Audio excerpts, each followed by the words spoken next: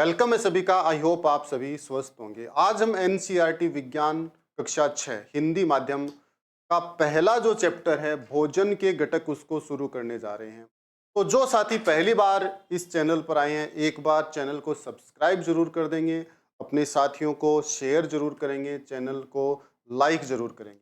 तो आज हम एनसीईआरटी विज्ञान कक्षा 6 का जो पहला चैप्टर है भोजन के घटक इसको हम शुरू करने जा रहे हैं। भोजन के घटक, ठीक है, ये अपना चैप्टर शुरू हम कर रहे हैं। साथियों, जो एनसीईआरटी है उन्होंने सत्र 2023-24 सत्र 2023-24 के लिए जो पाठ्यक्रम है उसको 30% रिड्यूस किया है। तो हम जो चेंज्ड सिलेबस है, तो रिड्यूस्ड सिलेबस है, जो नया पाठ्यक्रम है उसके अकॉर्डिंग हम आज अपनी विज्ञान को शुरू करने जा रहे हैं। पहला जो अध्याय है कक्षा 6 का वो है भोजन के घटक।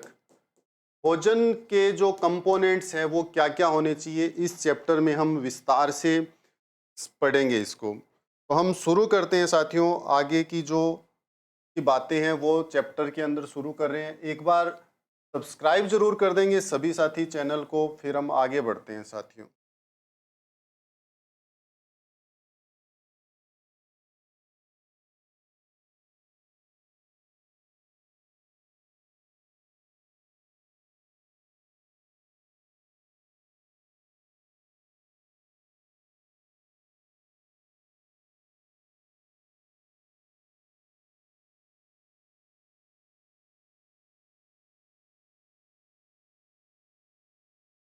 ठीक है, भोजन के घटक ये अपना पहला चैप्टर है। इसके अंदर सबसे पहले हम बात करते हैं भोजन की, कि भोजन क्या है।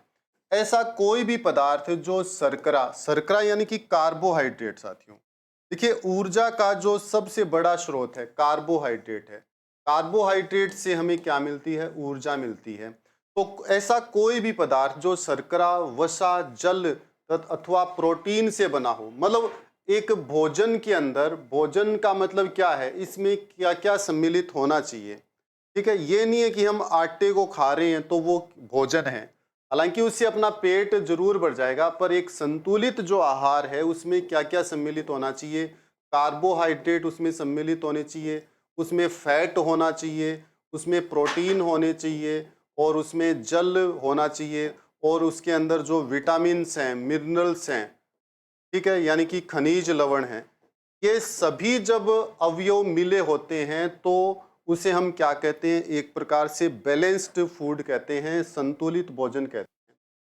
तो कोई भी ऐसा पदार्थ जो शर्करा, वसा, जल अथवा प्रोटीन से बना हो, ये चीजें जिसमें ऐसे खाद्य पदार्थ में सम्मिलित होती है, जीव जगत द्वारा ग्रहण किया जा सके, उसे भोजन कहते हैं। मतलब इतने अवयव जिसमें मिले होते हैं और जीव जंतु मानव उसको अगर ग्रहण कर सकते हैं तो उसे हम क्या कहते हैं, भोजन कहते हैं। जीव न केवल जीवित रहने के लिए बल्कि स्वस्थ और सक्रिय जीवन बिताने के लिए भोजन करते हैं। देखिए, भोजन का जो उद्देश्य है वो ये नहीं है कि हम जिंदा रहें। अपना शरीर जो है वो एक्टिव किससे रहेगा, भोजन से रहेगा, एनर्जी से रहेगा। क्योंकि संसार में जो भी खेल चलता है साथियों वो किसका है, एनर्जी का है।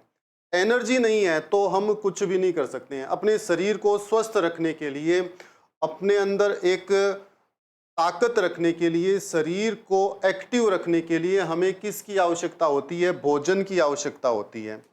आगे बढ़ते हैं साथियों। हम भोजन क्यों आवश्यक है, भोजन की हमें जो जरूरत है वो क्यों पड़ती है, भोजन किस लिए हमें आवश्यक होता है।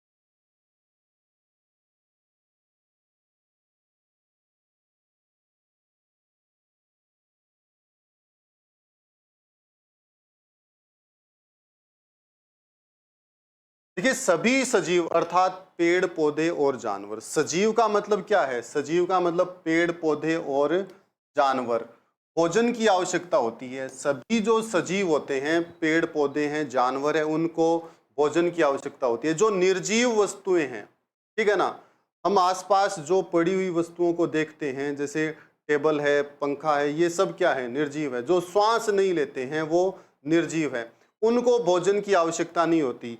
बिना भोजन के कोई भी सजीव नहीं रह सकता। ठीक है, सजीव जो है वो बिना भोजन के नहीं रह सकता। अगर हम किसी भी पेड़ को, पौधे को पानी नहीं देंगे, ठीक है, उसको खाद नहीं देंगे, तो वो जल्द ही क्या हो जाएगा, सूख जाएगा। सभी सजीवों को जीवित रहने तथा कार्य करने के लिए किसकी आवश्यकता है, ऊर्जा की आवश्यकता है। और ये जो ऊर्जा है हमें जिंदा रहने के लिए, कार्य करने के लिए, एक्टिव रहने के लिए, स्वस्थ रहने के लिए इसकी ऊर्जा की आवश्यकता होती है। और ये ऊर्जा हमें कहाँ से मिलती है, फूड से मिलती है, भोजन से मिलती है। ऊर्जा के अलावा कई अन्य पदार्थ हमें देता है जो हमें विभिन्न प्रकार की बीमारियों से बचाता है। ठीक है, तथा हमारे शरीर को विकसित होने में सहायक होता है। भोजन से हमें बहुत सारी चीजें मिलती है, बहुत सारे पोषक तत्व मिलते हैं जो हमारे शरीर के विकास के लिए बहुत जरूरी हैं और अपने अंदर एक इम्यून सिस्टम को स्ट्रोंग करने के लिए, ताकि हम बीमारियों से बच सके, उससे बचने के लिए भी हमें भोजन की आवश्यकता होती है। साथियों, भोजन के जो घटक हैं वो कौन कौन से हैं, भोजन के जो कंपोनेंट हैं वो कौन कौन से हैं, इसकी हम चर्चा अब आगे करते हैं। भोजन के जो घटक है उसकी हम बात कर रहे हैं कि भोजन में पाए जाने वाले पोषक तत्वों को भोजन के घटक कहते हैं। ठीक है, भोजन में जो भी पोषक तत्व पाए जाते हैं, जैसे कार्बोहाइड्रेट है, वसा है, ठीक है, प्रोटीन है, विटामिन है, मिनरल्स है, ये सब क्या कहलाते हैं, भोजन के घटक कहलाते हैं। तो अपना जो नेक्स्ट टॉपिक है वो भोजन के घटक है। भोजन में पाए जाने वाले पोषक तत्व, ठीक है, जो भी न्यूट्रिशंस पाए जाते हैं, वो न्यूट्रिएंट्स जो पाए जाते हैं वो सब क्या होते हैं, भोजन के घटक होते हैं। विभिन्न खाद्य पदार्थों में विभिन्न तरह के पोषक तत्व पाए जाते हैं। अलग अलग जो खाद्य पदार्थ होते हैं उनमें अलग अलग तरह के पोषक तत्व होते हैं। भोजन के घटक मुख्यतः 5 प्रकार के होते हैं। 5 प्रकार के घटक कौन कौन से हैं, जिसमें पहला होता है कार्बोहाइड्रेट। कार्बोहाइड्रेट जो है वो भोजन का पहला घटक है। इसके बाद फैट्स होता है, वसा, और फिर प्रोटीन, और इसके बाद विटामिन, और पांचवा जो है वो खनिज लवण होते हैं। पांचवा जो घटक है वो खनिज लवण होते हैं, जिनको मिनरल्स कहते हैं। ये भोजन के 5 मुख्य घटक हैं। ठीक है, इसके अतिरिक्त हमारे भोजन में रुक्षांश तथा जल भी सम्मिलित होता है, जिनकी हमारे शरीर को आवश्यकता होती है। रुक्षांश जो शब्द है वो आजकल बहुत ज्यादा चलन में है साथियों। ठीक है, अगर हम कुछ समय पहले की अगर हम बात करें तो रुक्षांश जो है वो शरीर के लिए इतना इम्पोर्टेंट नहीं माना जाता था, परंतु जैसे जैसे टेक्नोलॉजी विकसित हुई है, रुक्षांश, जिसको हम फाइबर भी कह सकते हैं, रेशा, ठीक है, रुक्षांश का जो एक्चुअल मीनिंग है वो रेशा है, यानी कि फाइबर है। फाइबर जो है वो हमारे शरीर के लिए बेहद जरूरी है। देखिए साथियों, फाइबर जो एलिमेंट है, जो कंपोनेंट है, वो कभी शरीर के अंदर पचता नहीं है। फाइबर अपने शरीर में पचता नहीं है साथियों। ध्यान रखेंगे, सभी स्टूडेंट इस बात को ध्यान रखेंगे कि जो रेशा है, रेशा तो जानते हैं सभी, एक महीन धागा हम बोल सकते हैं।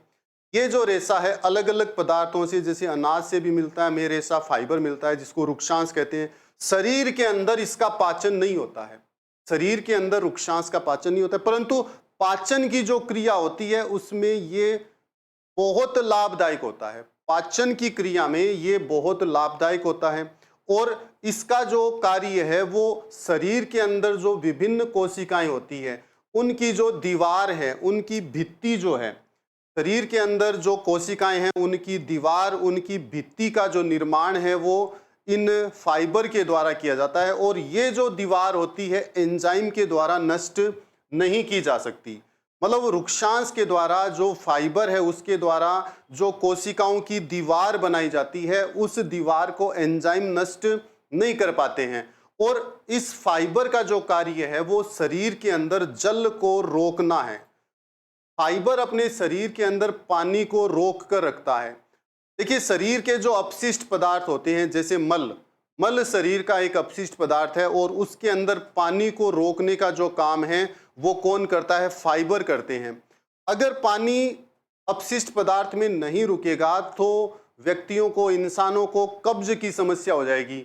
और कब्ज एक बहुत भयंकर बीमारी होती है जो सभी अन्य बीमारियों की क्या होती है, जड़ होती है।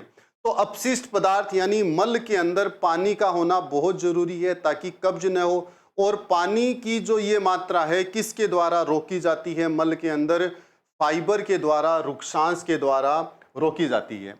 आगे बढ़ते हैं हम साथियों, नेक्स्ट पेज की ओर चलते हैं हम। भोजन के जो घटक है वो 5 घटक है साथियों। सभी साथी इस चीज को ध्यान रखेंगे, पांचों घटक हमें याद होने चाहिए। इसके अलावा 5 घटक के अलावा जो अन्य घटक हैं उसे हम क्या कहते हैं? रुक्षांश कहते हैं साथियों, रुक्षांश। आगे हम बात करते हैं, खाद्य पदार्थ 2 प्रकार के होते हैं।